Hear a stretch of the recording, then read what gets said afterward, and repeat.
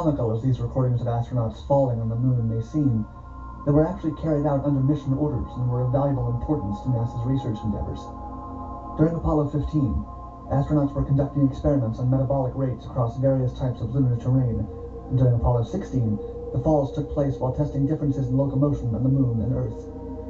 Adding to the unexpected seriousness of the footage, one of these falls threatened the life of astronaut Charles Duke, who came close to cracking his suit and exposing himself to the vacuum of space. Why astronauts fall. The haphazard movement of Apollo astronauts on the moon is a product of it having only 1/6 of the Earth's gravity. While a body weighs less on the moon, it still has the same mass, which means that the body's inertia, or resistance to changes in motion, stays linked to its mass, rather than changing with reduced weight.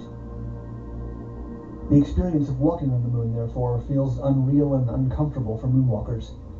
In particular, astronaut Buzz Aldrin described the experience of putting a foot down on the satellite as walking on, quote, moist talcum powder.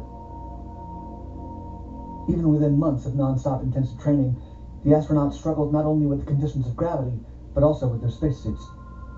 Although their spacesuits no longer weighed the 300 pounds they did on Earth, they were still stiff and unwieldy. Many irregular actions, such as bending down to pick up an object, would only result in a fall, so the astronauts had to use tools for many simple tasks while wearing them. Additionally, in order to crouch, they would need to hop first, and then use the landing to compress their suits. NASA investigations. Starting with the first moon landing in July of 1969, NASA became deeply interested in the mobility of men on the moon, and for the first time, real data on the matter could be collected. For the entirety of the Apollo era, NASA dedicated resources to study and analyze the falls of astronauts on the moon so it could assess the dexterity of people outside of Earth. Scientists worried about the flexibility of suits, whether astronauts could handle key equipment while wearing spacesuits, and which techniques would be best to prepare for before going to the moon. By studying the movement and the failures of movement on the moon, NASA scientists could address these concerns. The subject of moon falls was taken seriously, preserved not only in footage but in detailed documents. One of the reports in the matter about Commander David Scott from the Apollo 15 mission reads as follows, quote, "He begins moving toward a new area as he gives the camera reading and summarizes the description of the area. He steps around a group of rock fragments, and then his right foot steps into a small depression, and he begins to lose his balance. As he steps with his left foot, it slides off a small rock and continues sliding on the loose surface soil. While trying to drive his feet back under his center of gravity, Scott increases his forward velocity. He then falls forward with both hands extended to break the fall. Landing on his left side, he rolls counterclockwise and on his back, and is then out of view of the TV camera." The reports for the Apollo 16 mission were even more detailed, including analysis of why the fall happened, how it did, and how the astronaut returned to his feet. An aspect that scientists focused on was how mobility and energy would change with different movements. One of their findings was that skipping and walking, while requiring vastly different amounts of energy on Earth, required the same amount as each other on the moon. Another valuable conclusion that NASA made early on was that due to the slower falls, the astronauts had time to correct a slip or work on standing back up in case of a fall. Some of their conclusions were less helpful, such as stating that a number of falls were caused by loss of traction because of loose soil. One of the astronauts written about in these reports was Charles Duke, who was trying to lift a pair of dropped tongs when he stepped on them instead and lost his balance trying to pick them up. He fell face first, ironically, after he was trying to pick up the tongs to then pick up a hammer he had dropped a few moments before. That fall was relatively harmless, but during the Apollo 16 mission, he would take a fall that almost ended his life. Charles Duke's fall.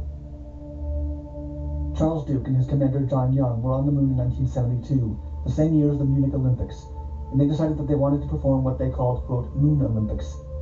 Thanks to low lunar gravity when compared to Earth, they hoped to achieve or best athletic Earth records during the last minutes of the spacewalk. This seemingly innocent decision put Duke at risk, who was only 36 years old at the time, the youngest person that had walked on the moon. They began by trying to take the highest jumps possible. Duke launched himself 4 feet above the lunar surface, an accomplishment he could have been proud of, except for the fact that he decided to straighten his body while in the air. His spacesuit weighed 50 pounds on the moon, far less than the 300 on Earth, but still significantly heavy. More than half of this weight came from the backpack, which held his portable life support system. Any damage to the backpack could prove fatal. This heavy weight completely changed his balance and pulled him down, with the backpack headed to take the crash of landing on the ground directly. As Duke himself has stated, quote, "The backpack weighed as much as I did, so I went over backwards. It's a fiberglass shell, and it contained all your life support systems. If it broke, I was dead." The astronaut has expressed that he felt extreme distress as soon as he realized the implications of landing with all his weight in the backpack. Thankfully, as NASA studies had recorded, falling on the moon is slow and gives the astronaut time to react before crashing. Duke rolled to the right, breaking the fall, but the rolling motion did make him bounce. Commander John Young approached him, knowing that if the life support system failed, he would have to carry an unconscious Duke back to the module, who would likely perish before making it there. About the moment, Duke recalled in an interview, quote, "My heart was pounding.